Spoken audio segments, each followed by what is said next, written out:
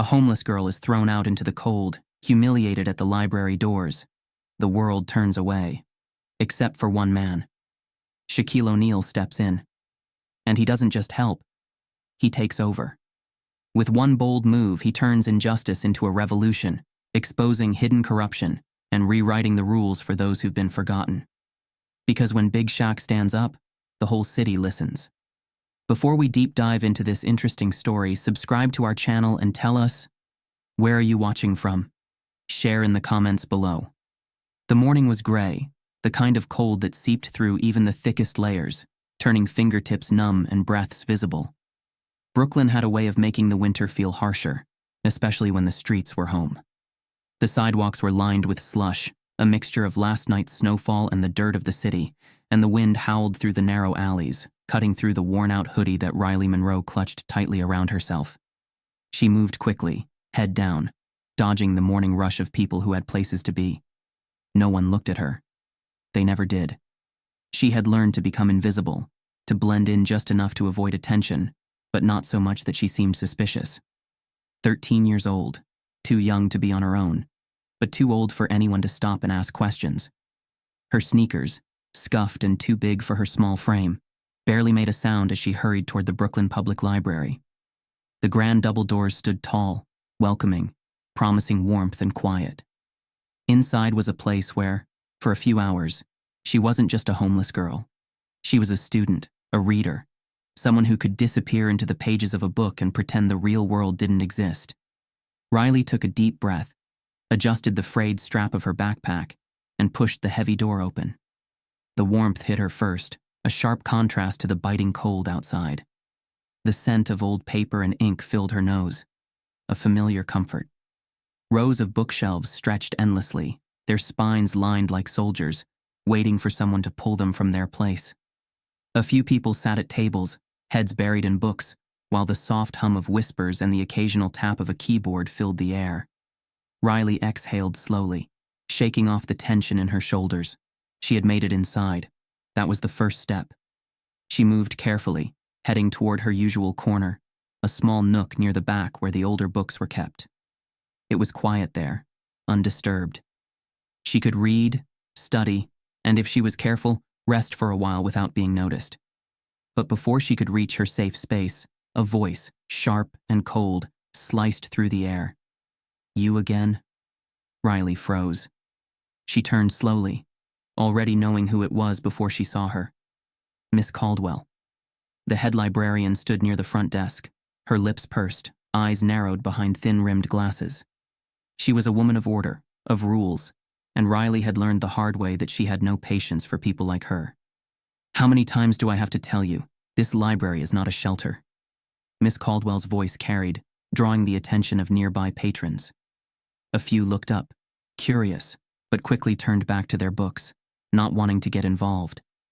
That was the way of the city. See something, say nothing. Riley swallowed hard, keeping her expression neutral. "I just want to read," she said, her voice even, careful not to sound desperate. She had learned that begging never worked. Miss Caldwell let out a sharp breath, stepping closer.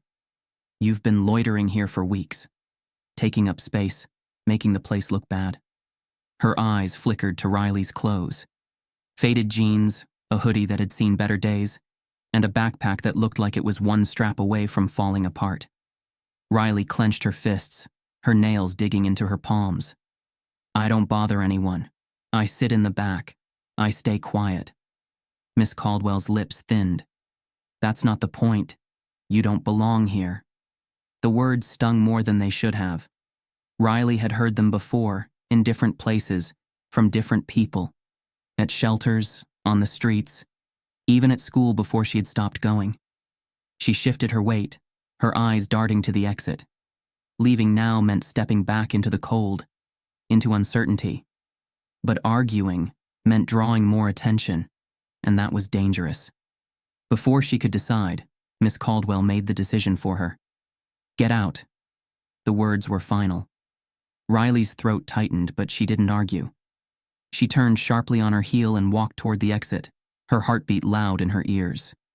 The warmth of the library faded behind her, as she pushed through the heavy doors and stepped back into the harsh Brooklyn morning. The cold hit her like a slap. She stood on the library steps, her breath clouding in front of her, fingers trembling as she tightened her grip on her backpack strap. Around her, the city moved on, oblivious. A businessman brushed past her without a glance. A mother pulled her child closer as they walked by. A group of teenagers laughed as they crossed the street, their backpacks swinging easily over their shoulders, so different from hers. Riley blinked hard and turned away from the library. She had nowhere to go. But before she could take another step, a shadow loomed over her. A deep voice, warm and rich, cut through the cold. "Hey, kid." She turned. And standing there, towering over her, was Shaquille O'Neal. The cold hit Riley like a wall as she stepped onto the library's stone steps. The door slammed shut behind her, sealing the warmth inside and locking her out in the unforgiving Brooklyn morning.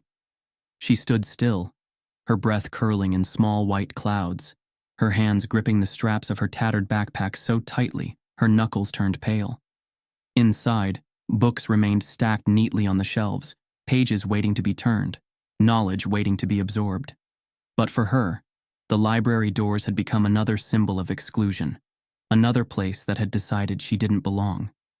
The sound of footsteps behind her made her flinch.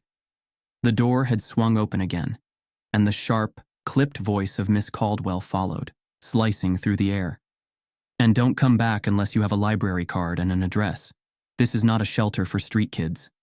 Her voice carried, deliberate, meant for everyone passing by to hear. Heads turned. A few people slowed their steps, their eyes flickering to the scene unfolding on the library steps.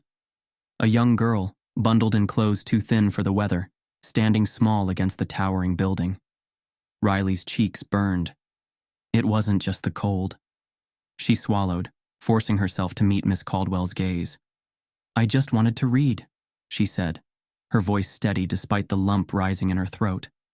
Miss Caldwell crossed her arms, unimpressed. "You come in here day after day, taking up space, making the place look—" She hesitated, then scoffed. "It's not my problem where you go, but it won't be here." A murmur passed through the small crowd of bystanders. Whispers carried in the wind, hushed conversations that were never meant to help, just to observe. A man in a gray coat adjusted his tie and walked on. A woman pushing a stroller glanced briefly at Riley before looking away. A teenager, earbuds in, slowed his steps but didn't stop. Nobody ever stopped. Riley's fingers twitched at her side. She had begged before. Not here, not like this. But she knew it never worked. Pity wasn't currency.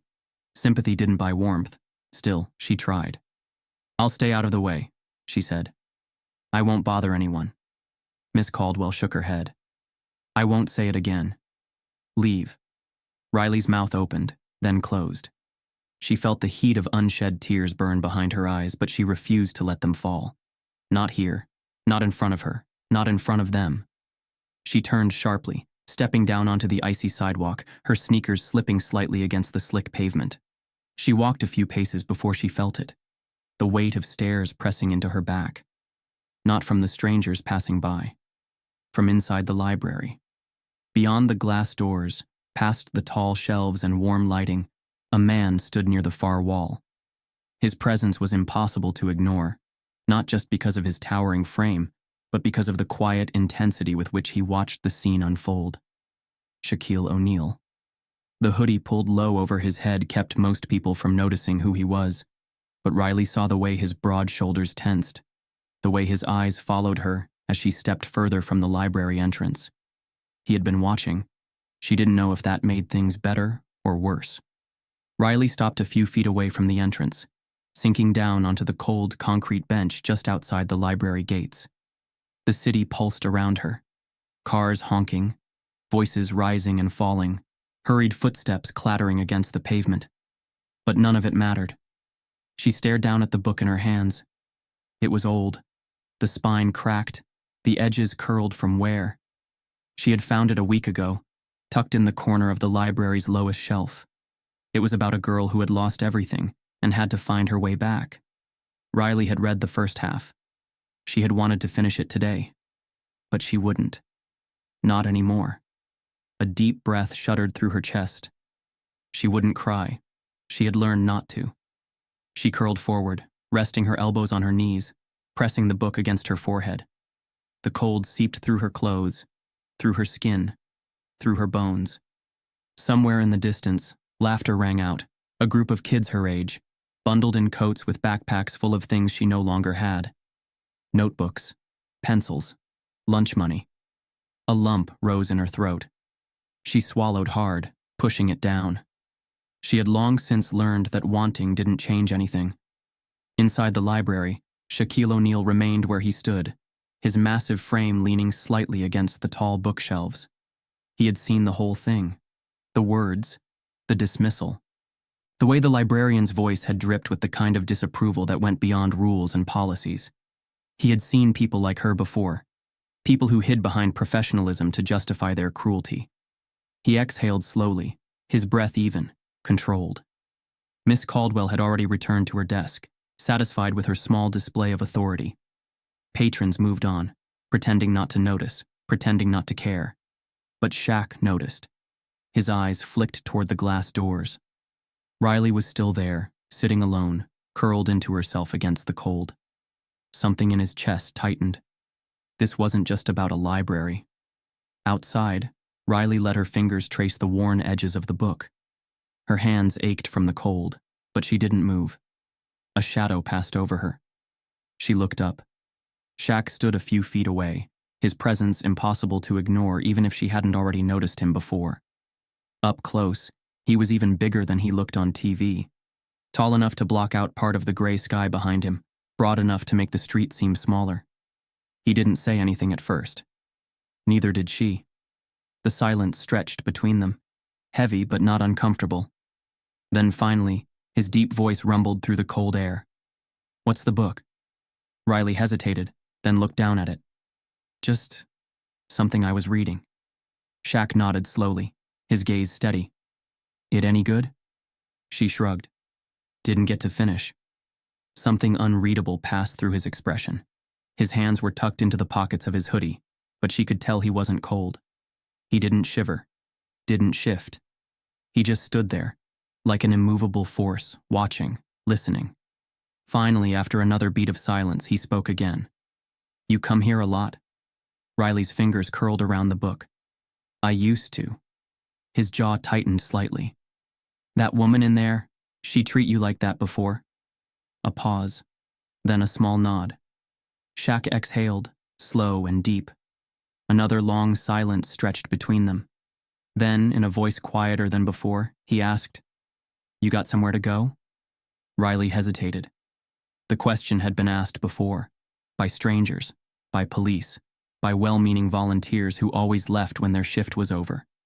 But something about the way Shaq asked it made it different. She looked up at him, her fingers tightening around the book. And for the first time that morning, she answered honestly, "No." Shaquille O'Neal stood near the shelves, watching the glass doors where Riley Monroe had disappeared minutes ago. The girl sat hunched on the stone bench outside, gripping a worn-out book, like it was the only thing tethering her to reality. The world moved around her, people walking past without a second glance. Shaq exhaled, slow and measured. He had seen a lot in his life, poverty, struggle, injustice. But there was something about the way Riley didn't cry, the way she held herself together when no one else seemed to care, that twisted something deep in his chest. Without hesitation, he reached up, pulled his hoodie back, and stepped forward. The second Shaq moved toward the front desk, heads began to turn. Conversations stilled. A woman checking out a book froze mid-motion, her eyes widening. A teenage boy nudged his friend, pointing subtly before pulling out his phone. Then, like a slow wave rolling through the library, whispers began. "That's Shaquille O'Neal." "No way. What's he doing here?" Is he going to the front desk?" Miss Caldwell, who had just finished organizing a stack of return slips, sensed the shift in the air before she looked up. At first, her expression was the same as always. Mild annoyance, the kind of weary impatience that came with years of dealing with unruly patrons. But then her eyes landed on him, and for the first time, Shaq saw it. Hesitation. She straightened slightly, adjusting the lapel of her cardigan, trying to maintain control of the situation, even as recognition flickered in her eyes. Shaq didn't stop walking until he stood directly in front of the desk. He didn't need to say his name. Everyone knew who he was. Miss Caldwell recovered quickly. She folded her hands neatly over the desk, lifting her chin. "Can I help you, sir?" she asked, her tone polite but clipped, the way people spoke when they were trying to maintain authority. Shaq didn't answer right away. He let the silence stretch, let the weight of the moment settle. Around them, the library's usual hum of activity had quieted. People weren't just noticing him, they were waiting. Finally, he spoke. His voice was deep, steady. "That little girl you just kicked out." Miss Caldwell blinked. The tightness in her shoulders returned. "Library policy states..." Shaq held up a hand. "I don't care about policy." A flicker of something, annoyance, uncertainty, crossed her face. "Sir, this library has rules. If someone does not have a library card or a valid address, they cannot..." Shaq leaned forward slightly, not in an aggressive way, but in a way that made it clear he was not here for a bureaucratic lecture. She wasn't causing trouble. She was reading. Miss Caldwell exhaled sharply. "We are not a shelter." There it was. The finality, the dismissal. The same tone she had used with Riley. Shaq had heard that tone before. He let his gaze drift past her, taking in the rows of bookshelves, the neatly arranged reading tables, the endless knowledge stacked within these walls. A place built to educate, to welcome, to provide. And yet, in this moment, it was nothing more than another locked door for a child who had nowhere else to go. His chest tightened. He looked back at the librarian. Who decided that a kid reading a book was a problem? Outside, Riley kept her eyes fixed on the book in her lap, but the words on the page had blurred. Her fingers felt stiff, numb from the cold. But she didn't move. Moving meant facing the reality that once again, she had nowhere to go. She heard footsteps approaching, heavy but steady. She didn't look up, not until a shadow fell over her. "Mind if I sit?" The voice was familiar now. Slowly, she lifted her gaze. Shaq stood there, towering as always. But there was something softer in his expression. She blinked, unsure, then hesitated before shrugging. "It's a free bench."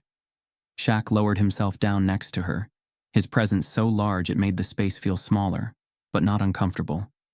He glanced at the book she still held in her lap. "You gonna finish it?" Riley hesitated. Her fingers curled slightly around the edges. "I don't know."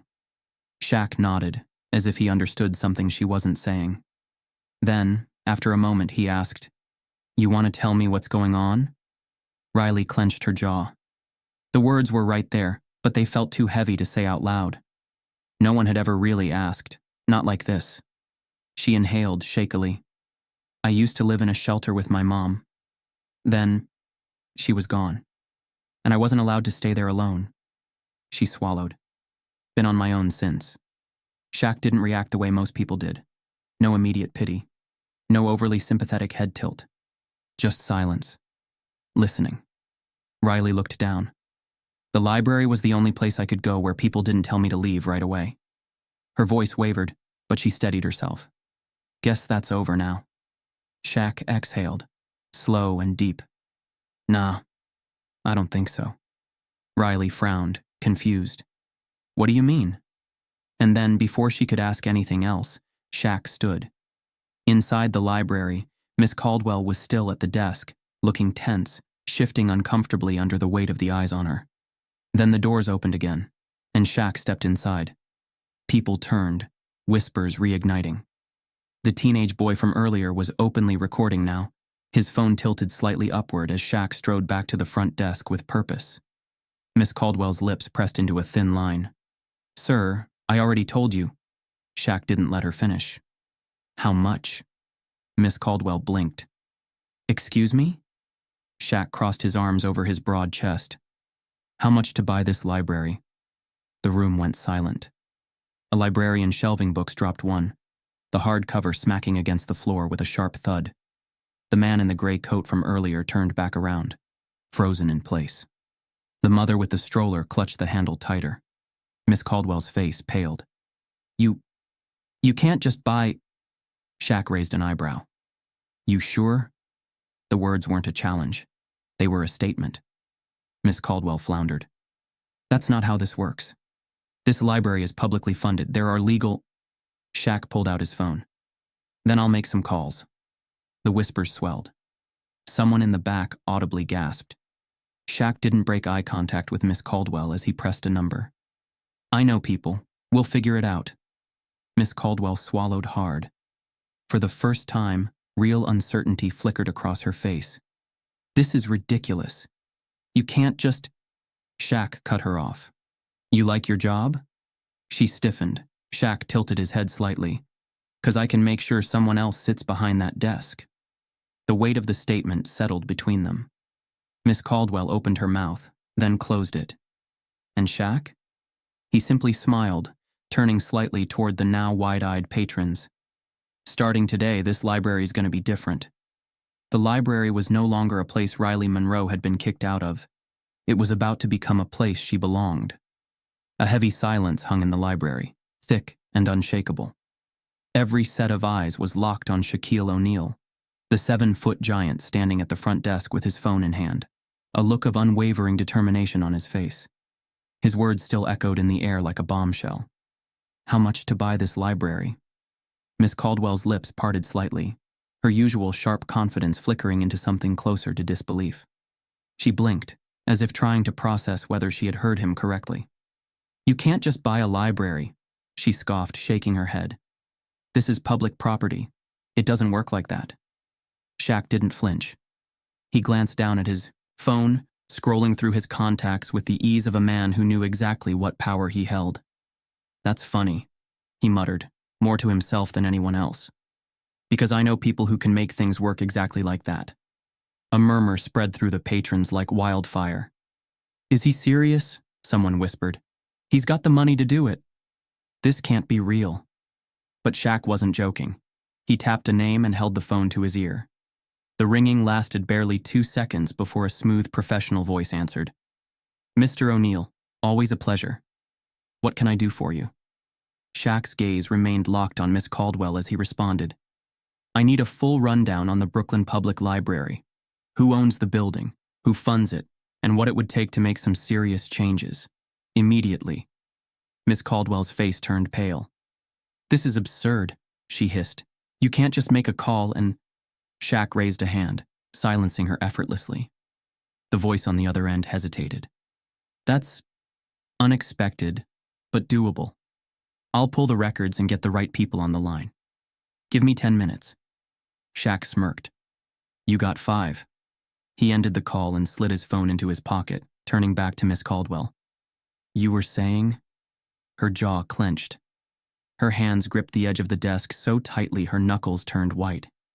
This library has been here for decades. It's not a toy for rich athletes to throw money at. Shaq arched a brow. And yet you throw kids out onto the street like they're trash. Miss Caldwell bristled, but before she could respond, the front doors swung open. A wave of cold air rushed in as 3 sharply dressed individuals strode inside, 2 men in suits and a woman in a sleek navy coat. Their presence was authoritative, the kind that demanded attention without a single word. Shaq turned to greet them with a nod. That was fast. One of the men, a middle-aged lawyer with silver-rimmed glasses, adjusted his tie as he approached. When you call, we move. He extended a folder. We have the property details and financial reports. While the library is publicly funded, the building itself is under a long-term lease from the city. With the right legal maneuvering, ownership can be transferred. Miss Caldwell's breath hitched. That's... The woman in the navy coat cut her off. Mr. O'Neal has the resources and the influence to make this happen. The only question is whether he wants to own it outright or put someone else in charge. Shaq glanced back at Riley, who was still outside watching through the glass doors, her small frame hunched against the cold. His jaw tightened. I want full control. Miss Caldwell let out a breathless laugh, but it wasn't amusement. It was panic, laced with disbelief. This is insane, she spat. You can't just walk in here and take over. You don't even have experience running a library. Shaq smiled. Good thing I don't have to. I'll hire people who do. She shook her head, stepping out from behind the desk. This is a place of structure, of rules. You can't just… Shaq held up a finger. No. See, that's where you're wrong. He leaned in slightly, lowering his voice just enough for her to hear. A place of structure doesn't kick kids out into the cold. A place of learning doesn't tell people they don't belong. What you run here, it's not a library. It's a gatekeeping system. Miss Caldwell's face burned red, but before she could form a response, the man with the glasses cleared his throat. If Mr. O'Neal is serious about this purchase, we can have legal discussions started today. In the meantime, he has the right to oversee changes in library operations effective immediately. Shaq crossed his arms. And the first change? He turned to Miss Caldwell, his expression cool. You're done. A hush fell over the room. Miss Caldwell's mouth opened and closed, her composure slipping. You can't fire me. Shaq tilted his head. You sure? The woman in the navy coat stepped forward. Considering the building will soon change hands, Mr. O'Neal is well within his rights to restructure staffing. If you'd like to discuss severance options… Miss Caldwell stormed past them before she could finish, yanking her coat from the back of her chair. This is outrageous. Shaq didn't even watch her leave. He was already looking toward the front doors. Outside, Riley was still sitting on the cold bench, watching with a mix of confusion and disbelief. Shaq stepped through the doors and walked toward her, his heavy footsteps crunching softly against the sidewalk. He came to a stop in front of her and tilted his head toward the library. Go on. Riley blinked. What? Library's yours now. She hesitated. But, she said. Shaq smirked. She doesn't get to decide anymore. Riley stared at him, searching for any sign that this was a joke, a trick, some elaborate illusion. But all she saw was sincerity. Her fingers tightened around the worn-out book. Slowly, cautiously, she stood. She took a step toward the doors, then another. When she reached the entrance, she hesitated, glancing back at him one last time. Shaq nodded. Go read your book. With that, Riley stepped inside. The warmth hit her immediately, wrapping around her like a forgotten embrace. But it wasn't just the heat. It was belonging. For the first time, the library was truly hers. And Shaq? He wasn't done yet. The warmth of the library should have been comforting. But for Shaquille O'Neal, the weight in his chest only grew heavier. Riley had gone inside, finally safe, finally seen. But her story wasn't over. It wasn't just about an unfair librarian or a lost little girl trying to find shelter in books. It was bigger, and Shaq could feel it. Outside, the city pulsed with life. The honking cars, the distant shouts, the rhythmic clatter of subway grates beneath the sidewalks. It all blended into an indistinct hum as he stood there, staring at the library doors. He turned toward Riley, who had sat back down on the bench, tattered book still clutched in her hands. Kid, he said, his voice softer now, measured. I need you to tell me everything. Riley hesitated, her fingers tightening around the book's fragile spine.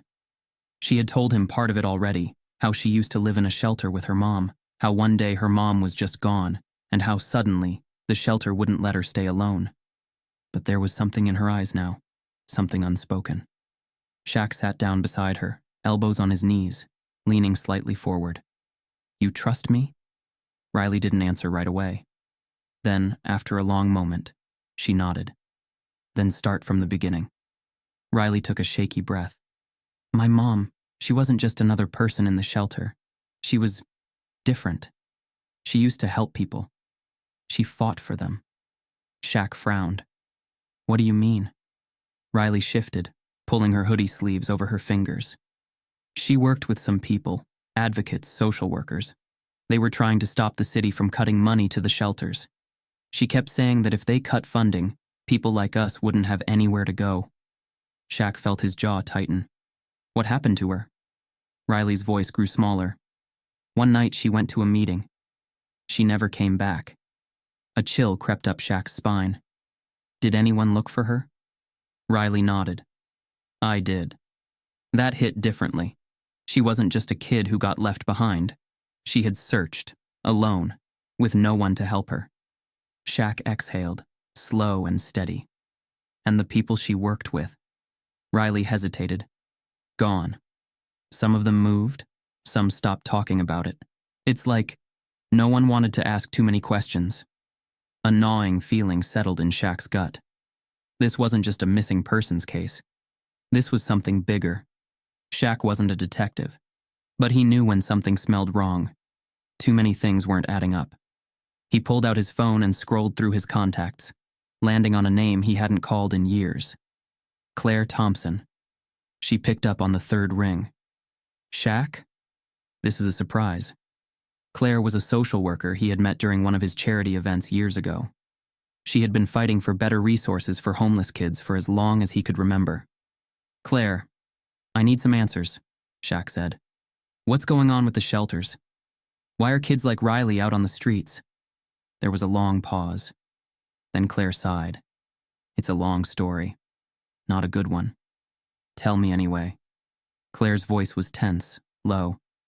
You ever hear of a guy named Arthur Whitman? Shaq frowned. Should I have? Depends on how deep you've been paying attention. Arthur Whitman. A name that didn't make headlines but had power where it mattered. Claire explained it quickly. How Whitman was a local politician, a man who had built his career on cutting costs, slashing unnecessary spending, and pushing policies that looked good on paper but left the city's most vulnerable drowning. He's been gutting the funding for shelters, Claire said. It started small, but over the last year it's gotten worse. Fewer beds, fewer programs, less help. Shaq clenched his jaw. And Riley's mom? Another pause. Shaq. The last time I saw her, she was organizing protests against Whitman's budget cuts. That was it. That was the connection. Shaq ended the call and sat still for a long moment. His mind raced, piecing everything together. Riley's mother wasn't just another person struggling in the system. She had been fighting it. And then she was gone.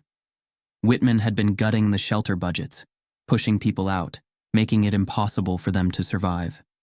Riley's mom had been standing in his way. And now, she wasn't standing at all. Shaq looked over at Riley, who was staring at the sidewalk, lost in thought. You said no one would ask questions. His voice was low, careful. Why do you think that is? Riley swallowed. People are scared. The ones who work in shelters, they get fired if they push too hard. The people who live there, they don't want trouble.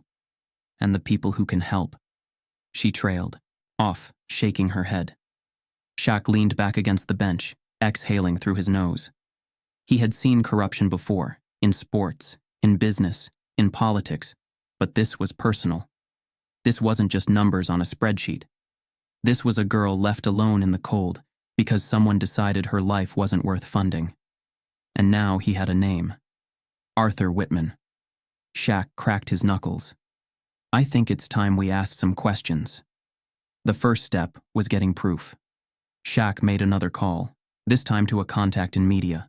Brian Keller, an investigative journalist who had exposed more than one dirty politician in his time. Shaq, what's the story? Brian's voice was sharp, interested. A little girl got thrown out of a library today. Brian scoffed. Not exactly headline news. It will be, Shaq said. Because her mom tried to fight back against Arthur Whitman, and now she's missing. There was a beat of silence. Then, I'm listening. Shaq laid it out. The budget cuts, the missing woman, the shelter shutdowns, the way people were too scared to talk. By the time he finished, Brian had already started typing. This is big, he murmured. And if what you're saying is true, Whitman's got more blood on his hands than we thought. Shaq's grip on his phone tightened. Then let's make sure everyone knows it. By the time Shaq ended the call, Riley was watching him carefully. You're really gonna do something about this? She asked, her voice unreadable. Shaq looked at her. Yeah, kid, I am. She studied him for a long moment, then nodded. Just once. For the first time, she believed him. Shaq turned his gaze toward the city skyline. Arthur Whitman had built his career on cutting corners, on keeping people silent. But Shaq, he wasn't the kind of man who stayed quiet. This wasn't a game. This was a fight against something invisible. A system designed to make sure people like Riley Monroe stayed unseen. And Shaq wasn't about to let that happen. Shaq had spent years building connections, in business, in sports, in media.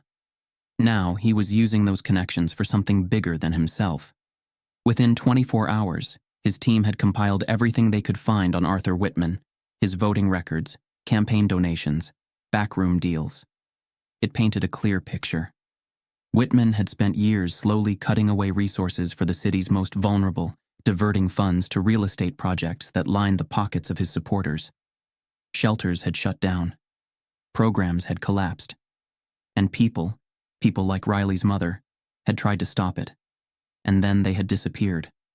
But Shaq wasn't working alone. With Whitman's name now on Shaq's radar, he wanted more than just documents. He wanted to see the damage firsthand. Late that evening, Shaq visited a small, struggling community center on the outskirts of Brooklyn.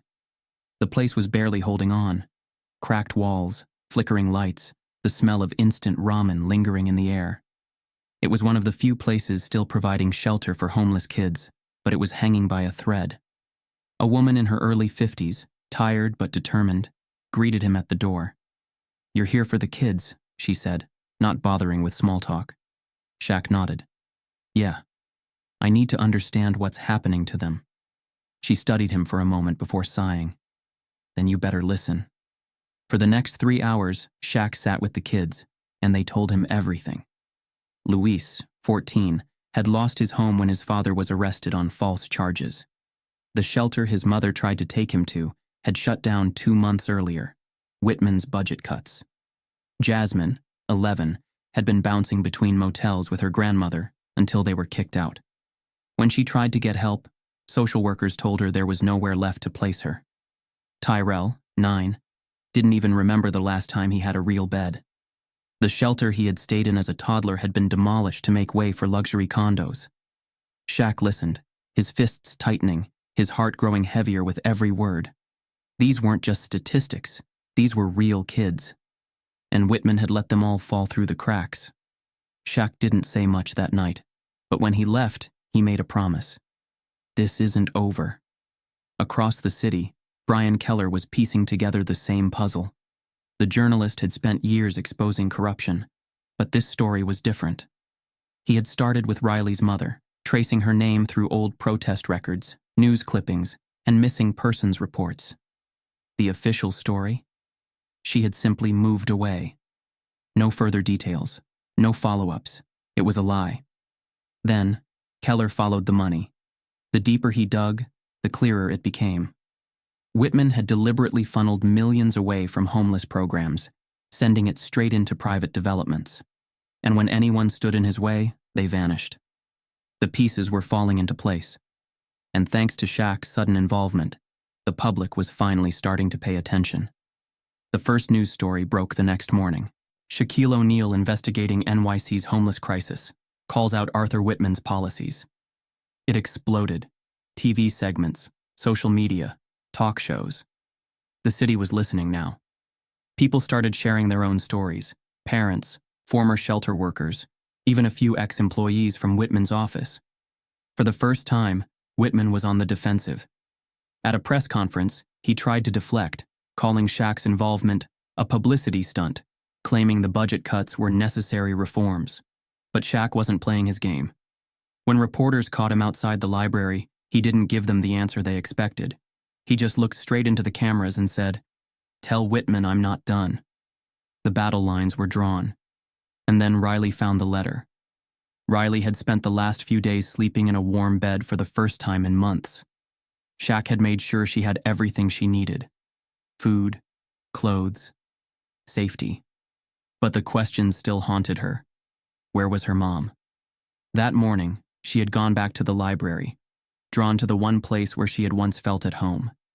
She sat in the same quiet corner, flipping through old books, trying to push away the thoughts she couldn't answer. And that's when she found it.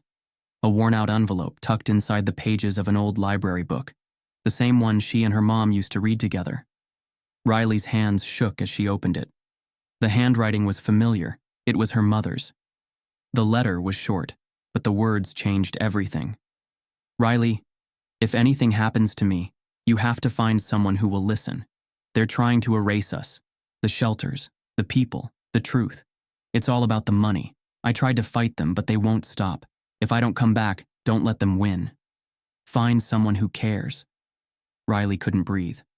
Her mother had known. She had known Whitman was behind it all. And now she was gone. Riley's hands clenched around the letter, her pulse racing. She knew exactly who she needed to show this to. Shaq. By the time Riley found Shaq, he was already preparing for the next step, meetings, calls, pushing deeper into Whitman's corruption. But the second she stepped in, clutching the letter, he knew something had changed. Her voice was quiet, but firm. I found something. Shaq took the letter, his eyes scanning the words. His grip on the paper tightened. This was it. Proof that Riley's mother had been silenced. Shaq exhaled slowly. Then he looked at Riley. We're gonna finish what your mom started. And this time, Whitman wasn't getting away with it. The city was awake now. Shaquille O'Neal had shaken something loose, and Arthur Whitman felt it. For the first time, Whitman was no longer the one pulling the strings. He was the one on the defensive. His name was plastered across headlines, his policies dissected, his past decisions questioned. And Shaq? Shaq wasn't stopping. But powerful men never go down without a fight. It started with the headlines. Shaquille O'Neal, basketball legend or political stuntman? Millionaire athlete meddling in city affairs? Is this just a PR move? Arthur Whitman responds to Shaq's accusations. He's not an expert. He's just playing hero. Whitman took the fight to the media, painting Shaq as a rich, out-of-touch celebrity looking for attention. He went on every news show that would have him, shaking his head in mock disappointment. Look, I respect what Mr. O'Neal has done in sports, but this isn't a game. Running a city requires more than just throwing money at a problem. It takes real leadership, and unfortunately, he just doesn't understand that. The narrative spread fast. Talking heads on TV dissected Shaq's motives. Some called him a hero. Others said he was overstepping. The doubt crept in, slow but insidious. But Shaq wasn't rattled. Because while Whitman was talking, Shaq was moving. Late one evening, after a long meeting with his legal team, Shaq arrived home. The air was crisp, the city quieter than usual. He stepped up to his front door, stretching his neck, exhaustion pressing against his muscles. Then he saw it. A single envelope slipped beneath his door. No postage, no return address, just his name. Shaq's fingers tightened as he picked it up. Inside was a single sheet of paper. Back off, or next time, it won't just be a warning. There was no signature, no name, just a message written in cold, impersonal type. Shaq stared at it for a long moment. Then slowly, he smiled. This question mark. This meant Whitman was scared. The next hit came where it hurt most. The morning after Shaq received the letter, Riley sat in the library, quietly flipping through a book. She had read the same page 5 times, but the words weren't sinking in. She could feel the tension in the air. Shaq had been busier than ever. Meetings, calls, interviews. She knew what he was doing, fighting for her, fighting for all the kids like her. But she also knew that Whitman wasn't going to let it happen easily. And then, the men arrived. 2 of them, dressed in dark suits, their presence stiff and uncomfortable. They didn't belong in a library. One of them stepped forward, flashing a government badge. Riley Monroe? Her heart stopped. The librarian at the front desk, a woman who had replaced Miss Caldwell, looked up sharply. What's going on? The man ignored her. Riley Monroe, you are being taken into protective custody. Your current living situation has been deemed unfit for a minor. Riley shot up from her seat, her pulse pounding. What? I don't understand. The second man stepped forward. You've been staying with Mr. O'Neal, correct? She hesitated. Yeah, but... He is not a legal guardian. This is a matter of child welfare. Riley felt the room spin. No. They weren't doing this. They weren't taking her away. And then, what's the problem here? The deep voice sent a shockwave through the room. Shaq had just walked in, coffee in hand, but his easy demeanor vanished the moment he saw the men. He stepped forward, his massive frame dwarfing them instantly. The man with the badge barely flinched. "This is an official removal order. Riley Monroe cannot stay in your care." Shaq tilted his head, his voice dangerously calm. "Says who?" The man hesitated. "Mr. O'Neal, this is a legal matter." Shaq held up a hand.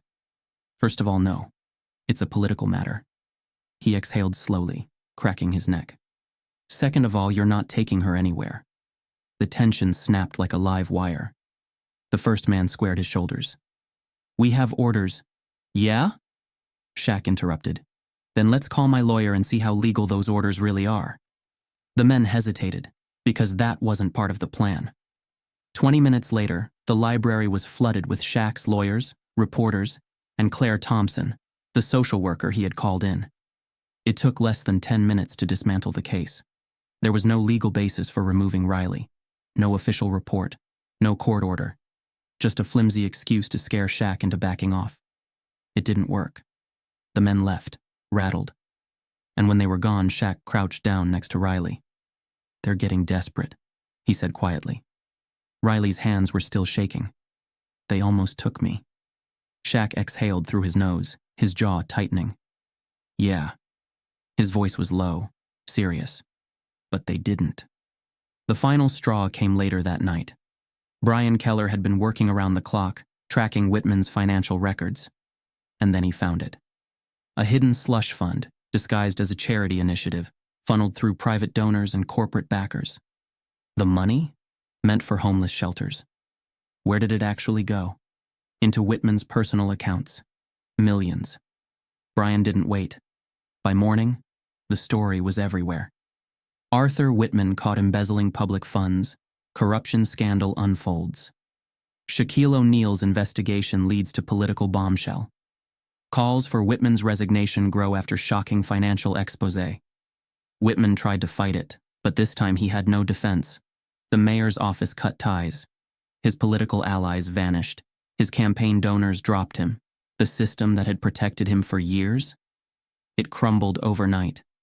And by the end of the day, Arthur Whitman had resigned in disgrace. That evening, Shaq and Riley stood outside the library, watching the city move around them. For the first time in a long time, Riley felt something she hadn't felt in years. Safe. She looked up at Shaq. "You didn't have to do all this for me." Shaq glanced down at her, a small smile playing at his lips. "Yeah, I did." She tilted her head. "Why?" Shaq exhaled. "'Cause when I was a kid, someone stood up for me when no one else would. And sometimes you gotta pass that forward." Riley stared at him for a long moment. Then she nodded. "Thanks, Big Shaq." And for the first time in a long time, she finally believed in happy endings. The storm had passed, but its impact would be felt for years to come. Arthur Whitman, the man who had built his career on corruption and deception, was finally exposed. His empire, built on stolen funds and crushed lives, collapsed under the weight of undeniable proof. Embezzlement, fraud, the systematic destruction of shelter programs. It was all laid bare for the world to see.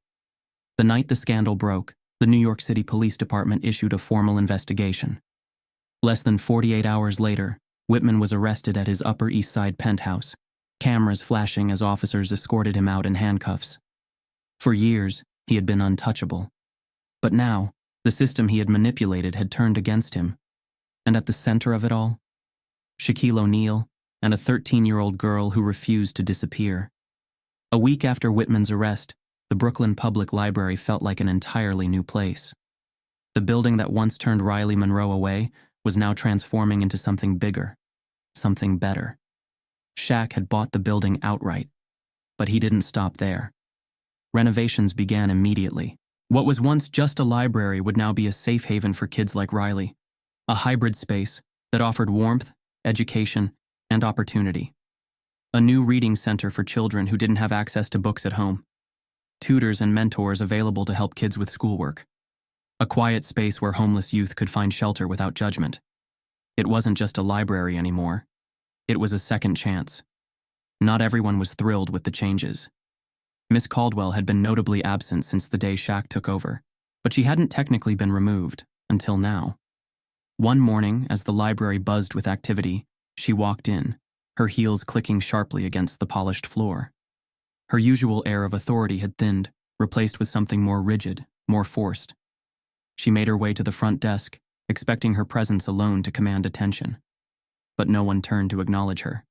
The space had moved on without her. Clearing her throat, she addressed the new head administrator, a kind-faced woman in her 40s, Marianne Porter, whom Shaq had personally appointed. "I assume my desk is still where I left it?" Caldwell asked, forcing a tight smile. Marianne didn't hesitate. "Actually, no. Your employment has been officially terminated." Caldwell stiffened. "Excuse me?" Shaq, standing near a bookshelf, turned at the commotion. His eyes met Caldwell's. "You had a choice," he said simply. "You could have helped. Instead, you threw kids into the cold." Caldwell's lips thinned, but she had no response. She knew she had lost. Marianne gestured toward the exit. "I suggest you find a library that aligns better with your values." Caldwell turned sharply on her heel, marching out the door. No one stopped her. No one even looked up. With Caldwell gone and Whitman behind bars, Shaq turned his focus to something even bigger: the kids. He had spent his life winning championships, building businesses, breaking records. But this was his most important project yet. With his own funding and new city initiatives, he launched a long-term program to ensure kids like Riley had access to permanent housing, school enrollment with full support, mentors and counselors to help them navigate life. It wasn't just about fixing what Whitman had broken. It was about building something better in its place. For Riley, things still felt unreal. She had gone from being unseen to standing beside one of the most famous men in the world. But the truth was, this wasn't about Shaq. It was about her mother. One evening, after a long day of helping set up the new library programs, Riley approached Shaq. "Can I ask you something?" Shaq nodded. "Always." She hesitated, then looked up at him. "Do you think my mom knew this would happen? That if she spoke out, she might—" She didn't finish the sentence. Shaq exhaled, choosing his words carefully. "I think your mom knew the risks, but she fought anyway. 'Cause that's what good people do." Riley nodded slowly. "I don't want her to be forgotten." Shaq gave her a small smile. "She won't be." A month later, the library officially reopened with its new mission. At the entrance, just past the grand wooden doors, a plaque was placed on the wall. "The Monroe Center for Literacy and Hope." Below the inscription, a single photo was framed. Riley's mother, standing at a protest, holding a sign that read, "They can't silence us." Tears burned in Riley's eyes as she stared at it. Her mother's fight wasn't lost. It had just found a new champion. And as Shaq rested a hand on her shoulder, watching the crowd of kids filling the space, Riley knew her story wasn't over. It was just beginning. The city had changed. For years, New York had been a place where people like Riley Monroe slipped through the cracks, unnoticed, unheard, forgotten. But now, her story had been told. And so had thousands of others. The headlines had shifted, no longer about scandal, no longer about corruption. Instead, they spoke of something new. Shaquille O'Neal's bold move reshaped city policy on homeless youth. The Monroe Center opens, a safe haven for kids who need it most. One man stood up and changed everything. And for the first time in a long time, hope didn't feel like a distant dream. Shaq had been called many things in his life: champion, businessman, entertainer. But now, when people saw him, they didn't just see the 4-time NBA champion or the larger-than-life celebrity. They saw something else. A man who used his power to fight for those who had none. The transformation was undeniable. Instead of basketball fans stopping him for autographs, it was parents, teachers, and social workers shaking his hand, thanking him. Instead of sneaker endorsements and highlight reels, he was invited to speak at city meetings, pushing for real legislative change. And instead of reporters asking about free throws and championships, They asked, "What's next?" But Shaq wasn't looking for praise. He hadn't done this for attention. He had done it for the kids. And that work? It was far from over. The Monroe Center was only the beginning. Across the city, new discussions were happening.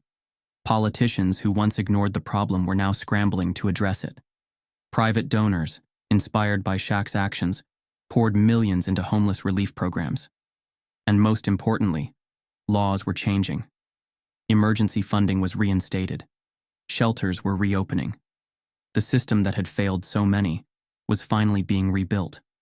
But Shaq knew there were still battles ahead. Homelessness wasn't solved overnight. There were still thousands of kids sleeping on benches, in shelters, in cars. Kids who didn't know if tomorrow would be any better than today. But now they had a chance. And that was worth everything. On a quiet evening, just as the city lights began to glow, Shaq sat on the steps of the library, watching the world move around him. He had spent weeks fighting, planning, building. But tonight, for the first time in a long time, he allowed himself to just breathe.